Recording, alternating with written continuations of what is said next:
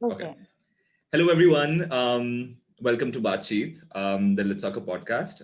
And we have Ilsa Abdul Razzak with us, a former IBA SSLA student who is currently studying at the University of Washington um, in the South Asian Institute in the Department of South Asian Studies. Um, and I feel like I've never introduced myself. I am Ali Samoo. I go to IBA as well, and I'm a junior there. I'm a history major, blah blah blah. So as part of our theme for the month, which is partition, um, we're going to discuss certain facets of partition that Ilsa has worked on. Ilsa has a great article up on Dawn, um, which is called "Partitioned Identities," um, where she talks about there's quite a few intersections there, right? You're talking about women's struggles, you're talking about bureaucracy, you're talking about state narratives, you're talking about post-partition struggles. You're also hinting at post-coloniality, all of that. And I would just want you to start off and like, just tell us something about um, what sort of drew you towards studying the partition in general, and specifically the women that you've mentioned in your article. So what was the reasoning behind, or what was the motivation or intent behind doing that? Thanks, Ali, for this invitation. And I'm really looking forward to our conversation today. Yes, I became interested in this idea because as a child, I used to travel to India. And, I would travel because my mother was once an Indian national. She got married to a Pakistani national, and she had to give up her Indian citizenship when she came to Pakistan. And so I grew up with a sense of a certain confusion because I couldn't really always understand why she had to give up her citizenship. And, there were lots of people like her because she had her own friend circle, and they all had pretty much the same experiences of, applying for visas, traveling across the border, meeting relatives, in a certain time limit, going to specific cities, and then coming back. So all of that led me to a lot of questions that I wanted to explore. And when I was studying at IBA, I realized that this would be a good, I know, like a research project to explore because there's so much going on and it hasn't really been explored in scholarship. So I thought that that would be a good starting point would just be to study the citizenship laws and see how they came about. Um, and I was thinking about these questions when, during a class, in a guest lecture, one of our professors introduced us to Wazira Zamindar's book, The Long Partition. And I felt that that book gave me a certain conceptual framework or a certain ground with which to start. So I started off by reading that book and by sort of using that as a starting point, essentially. So um, I also realized that Zamindar does write in her book that this is a gap in scholarship where women who are part of divided families have not really been, talked to, or that research area itself hasn't been explored that much.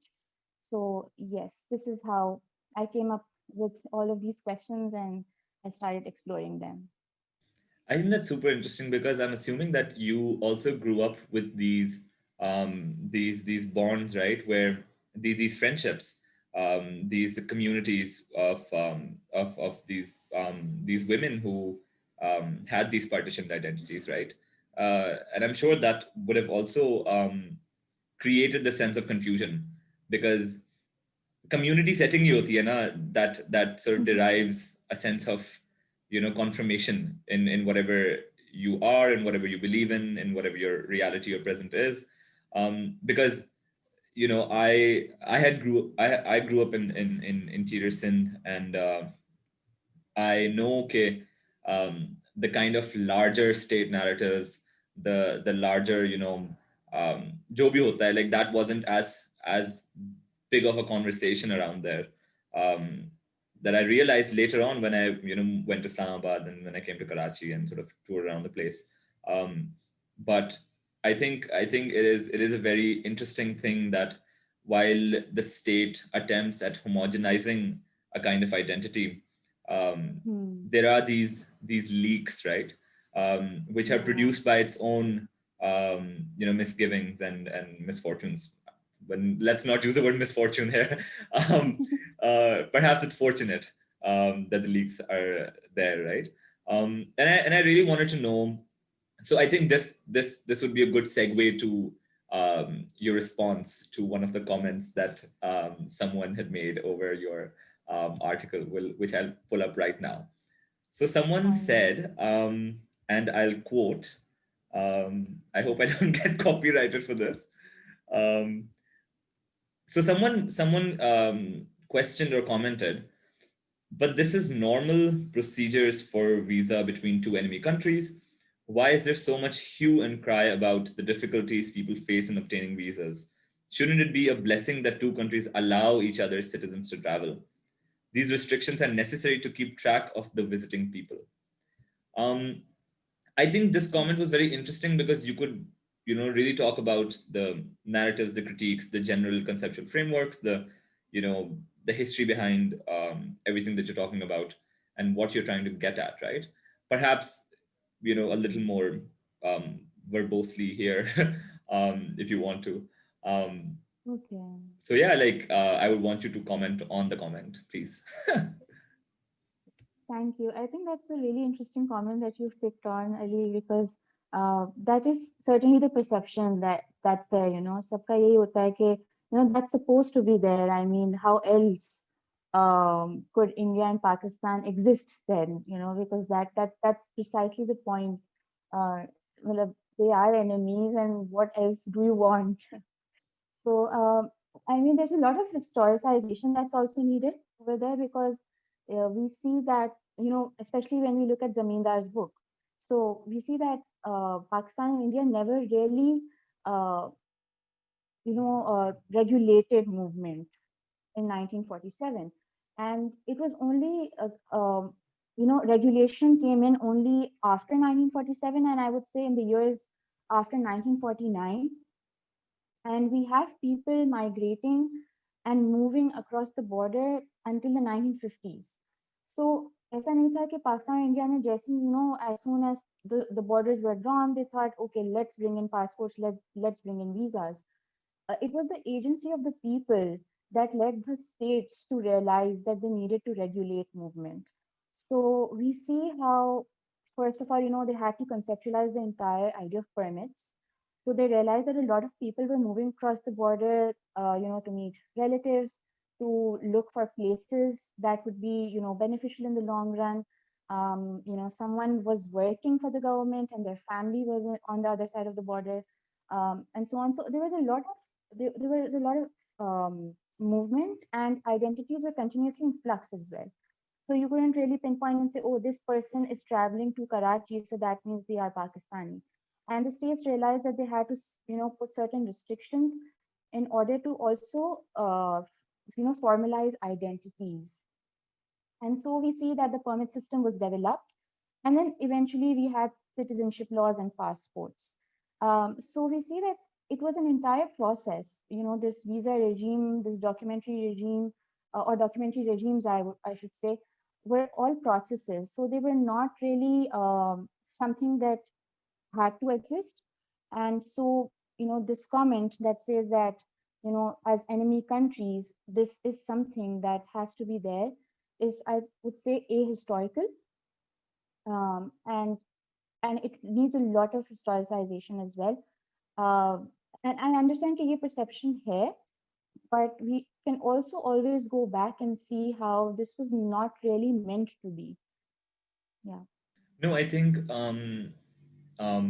the idea of it not being meant to be, Aisha Jalal touches upon it quite a bit, and I think it's very interesting that a whole, well, several generations grew up with these ideas, but also I think, um, I mean, what do you think about specific specific sort of feminist struggles, right? Because then feminisms, different feminisms, right, are also conflated within this experience, right? Where a lot of um, there's this whole identity politics of muhajirism, right? And then there's these families where I don't know, like ये मैंने TV show से देखा है, or like some family friends that I've known, but like Delhi वालों से शादी करवाएंगे, whether वो दिल्ली वाले कराची में ही हो या रावलपिंडी में हो या लाहौर में हो, um, Yeah. and these communities have also sort of lingered on, right? But then a lot of the times Right. women have been a very integral part of these communities, right? I don't know if one could say, there are certain elements of matriarchal families here, um, but what kinds of feminist struggles, what kinds of feminist critiques, what kinds of experiences do you think you know um, are linked with this muhajir identity and a muhajir culture, and whether the word muhajir in itself is applicable today, because obviously uski meaning bhi kafi zyada change hui hai, and it's ever fluctuating because of Hmm. politics and everything, but so yeah, what do you think, about this? I think that you're bringing a very interesting perspective to this. I mean, I never thought of linking the Muhajir identity with all of these ideas, because when I was talking to the women, during my research, they never really spoke about themselves as Muhajirs, because they did not migrate purely for the sake of migration. They migrated because they married Pakistani nationals, and they themselves belong to certain communities that conceptualize themselves as different from Muhajirs. So they would be Memons or Gujaratis or uh, different communities that are not Muhajir in a sense. So that's a very interesting concept, and a very interesting question to think about. How does the Muhajir identity then become a part of all of this conversation? But thinking about feminist critiques, I am reminded about Wendy Brown, who led me to think about how the state is acting vis-a-vis women's citizenship, because I was continuously trying to locate why the state was treating the woman the way that it was, and how the women were sort of responding to the state's actions. So I see that Wendy Brown frames the state as bureaucratic, and then we also have her idea that the state is masculine. It's also, while being bureaucratic, it shows its masculinity in different ways. And I was sort of putting that into conversation with Veena Das, because then Veena Das tells us that when we see the state, we see that, especially the Pakistani and Indian states, we see that their founding moment, their foundational story was located in the abduction of women. So we see that there is a lot of there's a lot of thinking to do with regards to how the state continues to be masculine as well. So, if we are thinking about the Muhajir identity and how women have been migrating by choice, then we can also think about how the state continued with its masculine discourse, its chivalry, and its sort of narrative that the state is there to protect women. So yes, I think you do open up a very interesting avenue over there. Uh, but as far as my research goes, I have thought about, uh, you know, the idea about critiquing the state through a feminist lens. So उसमें भी बहुत सारी चीजें निकल के आती हैं when you read citizenship laws and you see how the state words those laws. I mean, how those laws are worded, और उसमें कैसे दिखता है कि the state was actually trying to bill itself as a masculine savior. And then when you actually talk to these women who have migrated from India to Pakistan and who are continuously traveling, or trying to travel, then in their stories about the visa regime, the experiences that they have on the border, I mean, all of those experiences show or present to us the masculinity of the state. And in its own, I would say, details as well as the macro perspective as well. So yes, I've thought about that from a critique, like from the lens of critiquing the state, but I haven't really thought about the Mahajar identity as such. So yes, that's something very interesting. So, so similar to the state being masculine, I was taking this class by Dr. Nausheen Anwar, and I mean I love her. I love her classes. She's absolutely amazing. One of my favorites. Well, my only favorite. Naini, one of my favorites.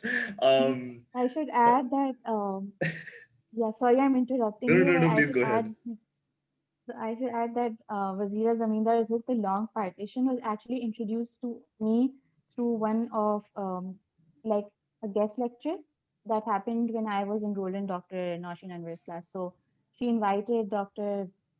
Naveen Vinay and Dr. Naveen Vinay told us about this book. So I think that I have also very fond memories of taking her classes. Yeah, yeah. This is my second class with her. I had urban studies, and now I have studying the city in the global south. It's amazing.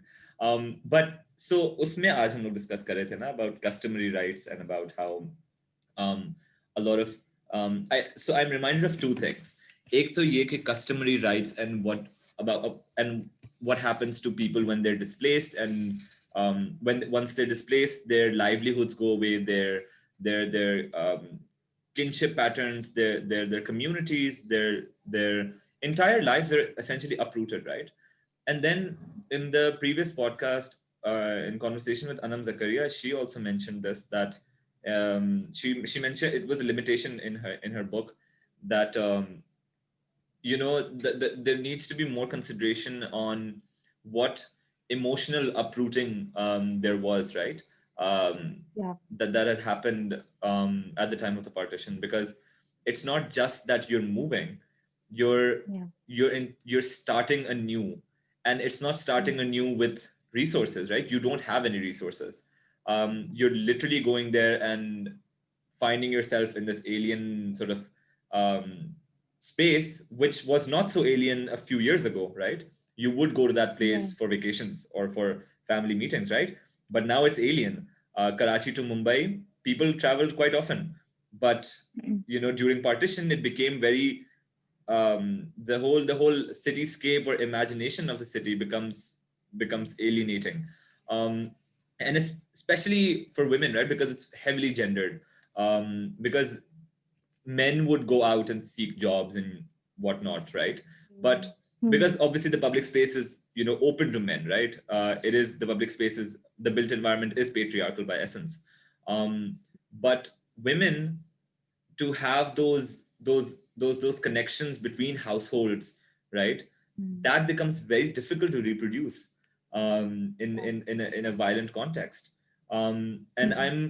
I just want to know, like, what kinds of details or little things um, would these women who you interacted with growing up, and even your mother, what kinds of relationships did they have? What kinds of um, what were the points of starting anew?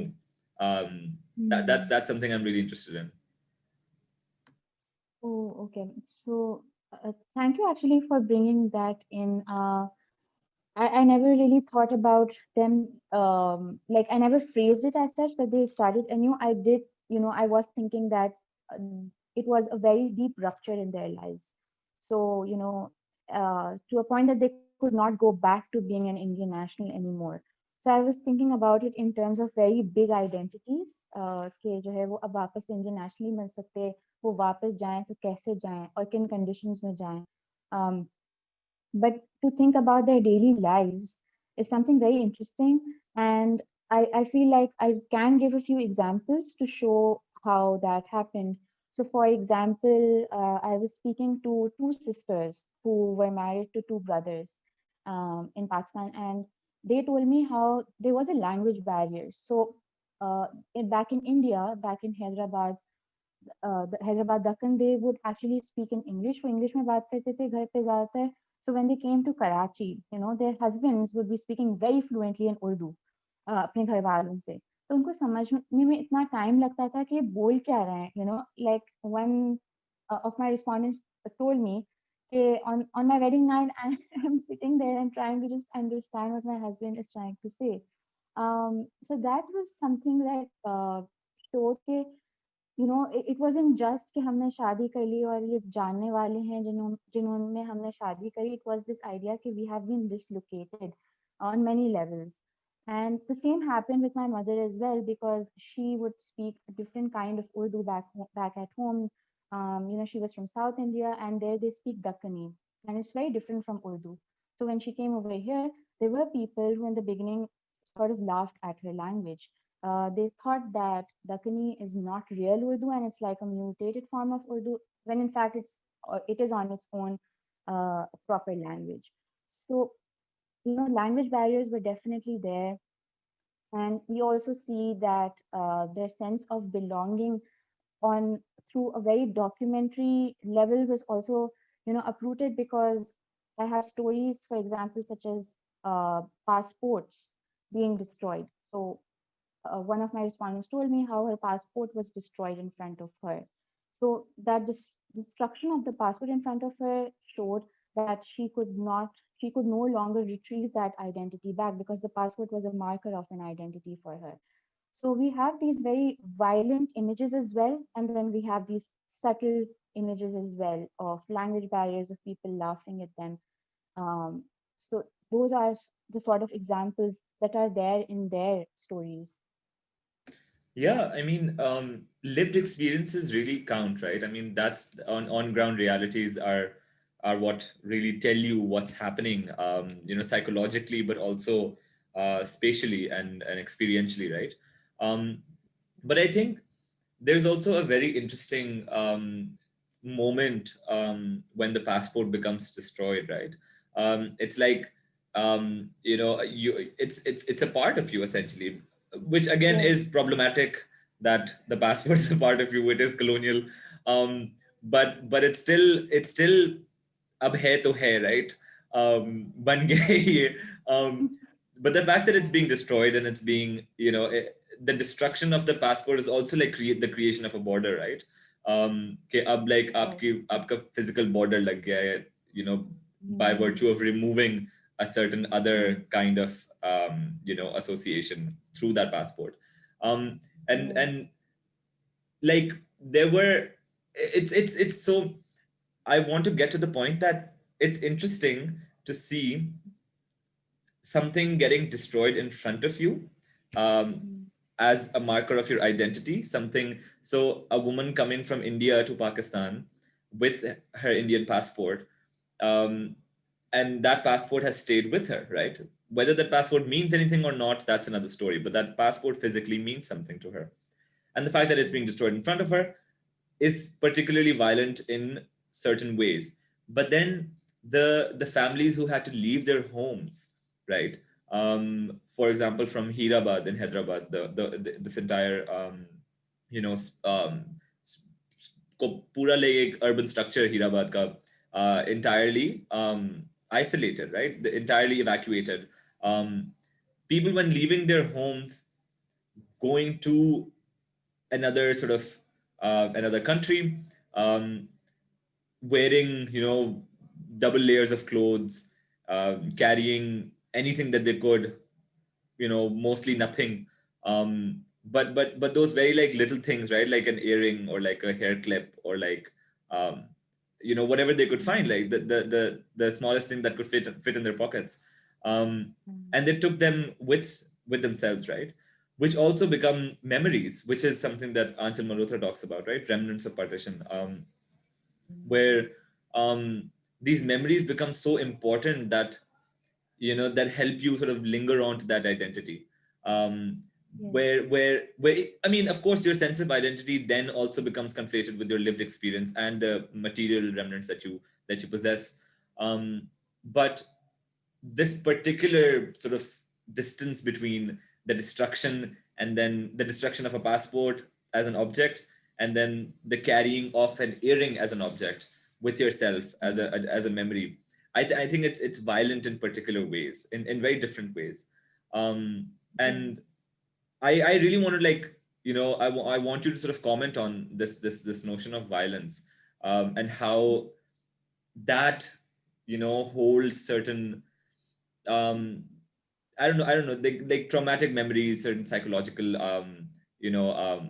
what sort of happens, because um a lot of people don't necessarily know, right?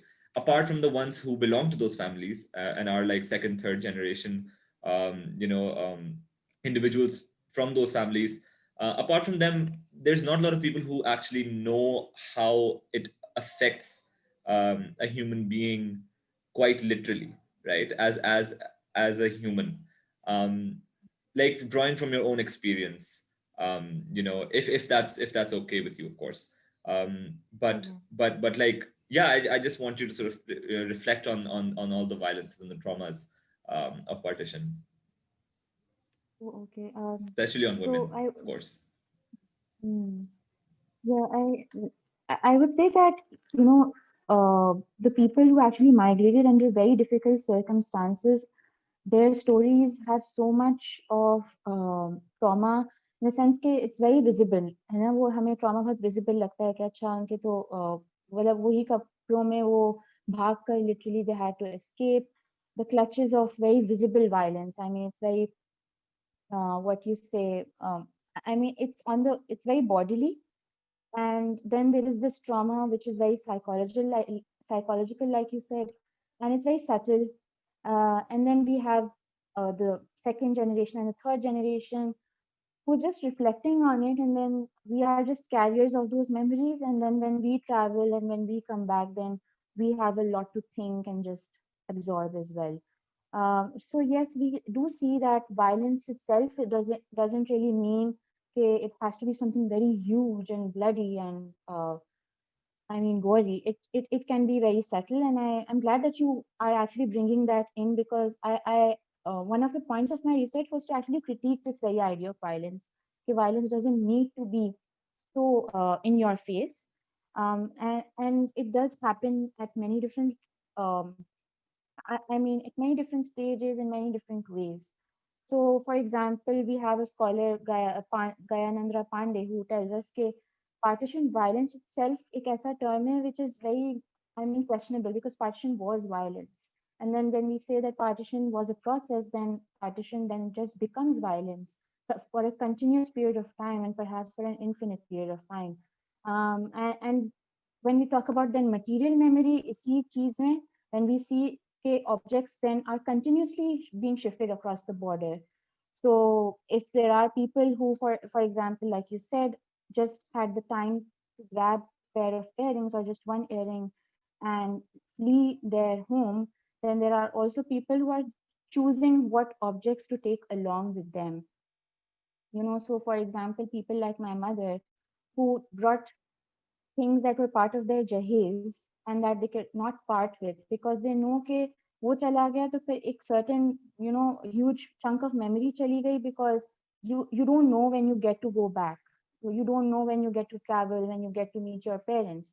So for example, if my mother has brought along a kameez that she used to wear in India, then she doesn't really want to part with it, because she says कि उसमें से मुझे मेरे घर की खुशबू आती है, और मैं अगर ये दे दूंगी तो वो घर की खुशबू चली जाएगी मेरे कबर्ड से.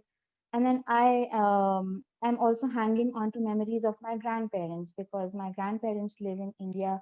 My entire, family, that you would say like my nanya lives in India. So when I come back, I also bring back things that I know I would want to keep it myself forever. So, for example, one of my grandmother's books or one of my grandfather's books, just because it smells like them. And, there are these things that are so special to us, because we can just take them out and just smell them and feel them and think, "Okay, acha, at least this is what we have." Uh, and then there are stories, for example, like people holding on to spices. So my mother especially would just cook from spices that my nani sends from India. और वो तो special हो जाता है because आपको पता नहीं है कि India से वो कब आएंगे वो spices up next. And she just wants to cook with those spices and not any other spices. So like नानी के हाथ का गरम मसाले से पकाना है और कोई गरम मसाला अच्छा नहीं लगेगा.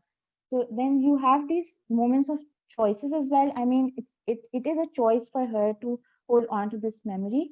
And I'm also reflecting that there were people who, in during those very gruesome years, did not really have a choice. मतलब जो हाथ में रह गया वो रह गया. So um, you know, so I mean that's also there when it comes to material memory.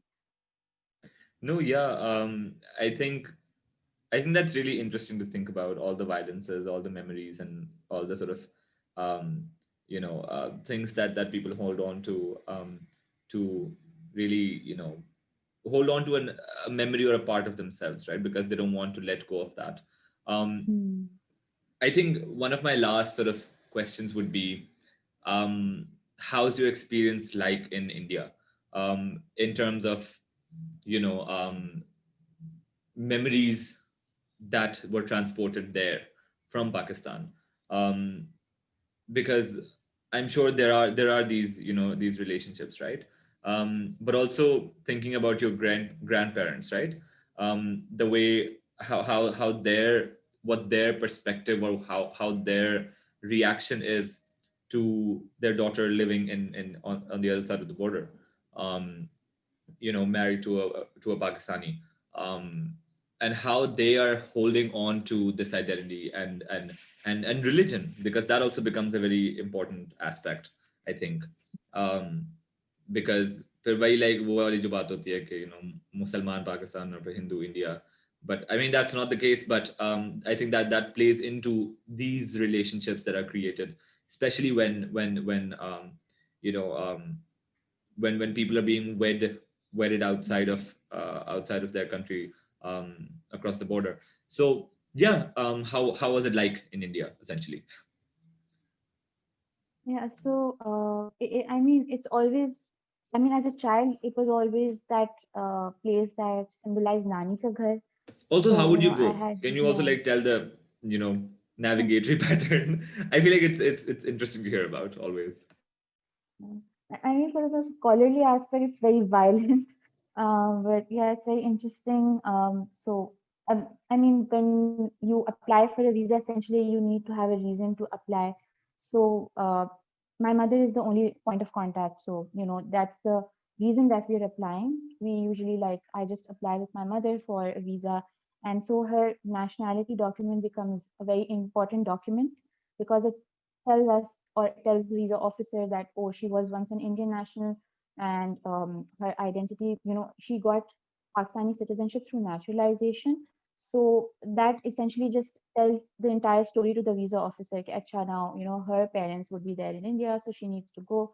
And a lot of documents are exchanged. So we have a sponsorship certificate coming in from India, that has to be certified by someone who can um, attest to the character of my relatives living over there. So it's a sponsorship certificate attested by a government official from India, and it arrives in Pakistan, and then that also becomes important proof. So once the visa application goes in, it's a long wait. Uh, the embassy in Islamabad is not really. I mean, you as a Karachite, you need to send it through one of the, I would say, courier services. Yes, courier services, and they then deliver it to the embassy in Islamabad. So once you get your visa, you realize that it's a huge victory because there are a lot of processes taking place, right? There is a lot of checking going on across the border. And then once you do get it, you need to decide how to travel, or like when you're applying for a visa, you are deciding how to travel. So you can either travel through plane. It's interesting that there are no longer any direct flights from Karachi to Bombay. Pehle hote the, ab nahi hai. And then now people are, um, Using Dubai mostly, or yeah, one of yeah. the Southeast Asian countries as well. Yes, and they even like using the on-foot option जो Wagah border पे होता है, you can just walk across the border. So that's also becoming a very popular route. There's also a bus that you can take from Lahore to Delhi. You can only go to a few cities where your relatives are there, and so we can just go to one city where my relatives are living, and so that's how we essentially travel. Um, I hope I remember your questions correctly. So you were asking about grandparents and how they thought about sending their daughter or marrying their daughter in a different country. So my mother and a lot of the women that I spoke to, उनका यही था कि they were married to a Pakistani national because of community. So you know what you mentioned, kinship patterns. So I would say कि वो ज़्यादातर kinship patterns की वजह से उनकी शादी हुई पाकिस्तान में, because they felt that this family across the border is linked to us in so and so way, so we can get our daughter married to to that person because he belongs to a family जिनका हमें पता है. So that was there, like community ties would play a huge role over there. जब भी like इन लोगों की शादी हुई है and they have migrated to Pakistan, the idea was that we know that family in Pakistan. So I would say that religion played a very important role because their perception was कि पाकिस्तान में इस्लाम बहुत अच्छा है, and our Islam is sort of corrupted. तो वहाँ पे इस्लाम बहुत अच्छा है and they would get to, I mean, in a sense, become better Muslims somehow. But एक perception I feel कि था, and I realized that more as I became older and I would go to India. So I would get a lot of questions about how we are taught Islamiyat and so on because of this. I mean, perception कि पाकिस्तान में इस्लाम बहुत अच्छा पढ़ाया जाता है and so on.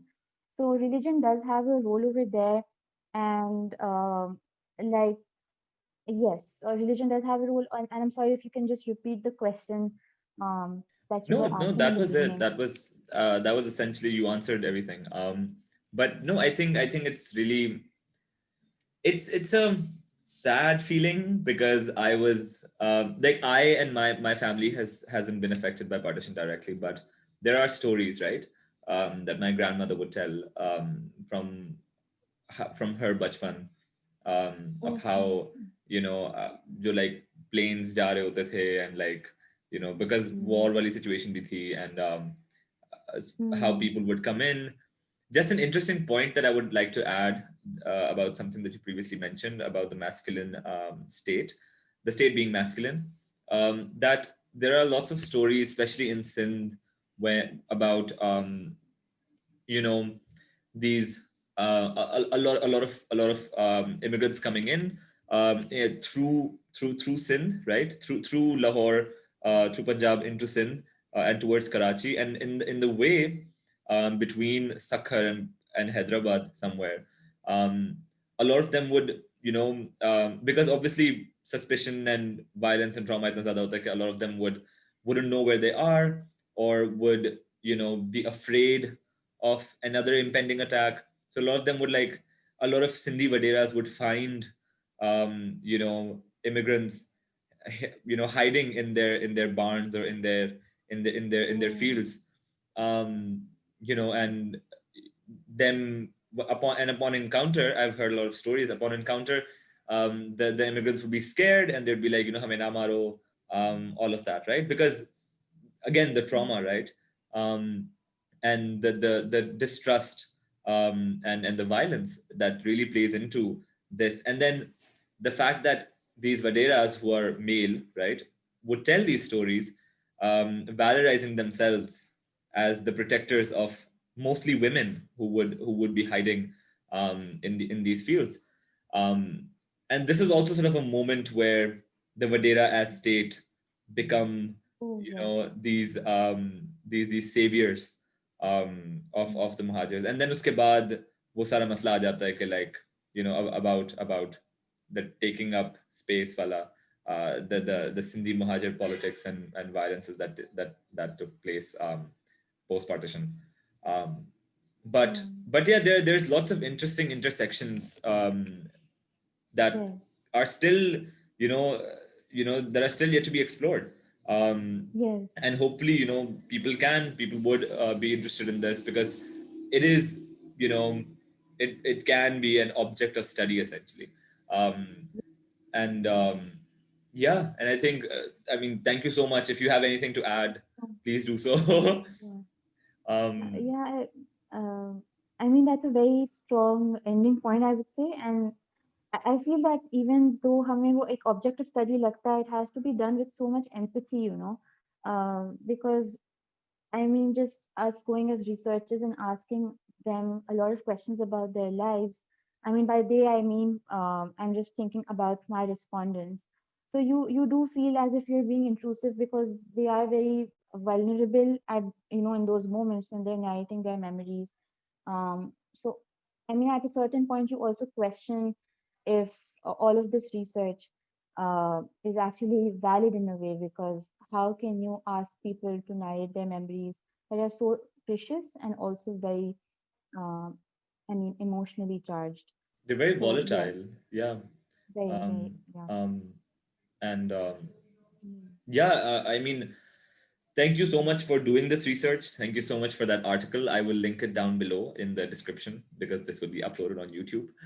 Um, and thank you so much for joining, and thank you so much for having this conversation. It was absolutely lovely. Um, Thank you so much for helping me think more. no, of Thank course, you. please. You can come back anytime. um, Great. so yeah, and thank you everyone who is listening to us, or who listen to us at any moment. Um, and I will hopefully see you guys in the next one.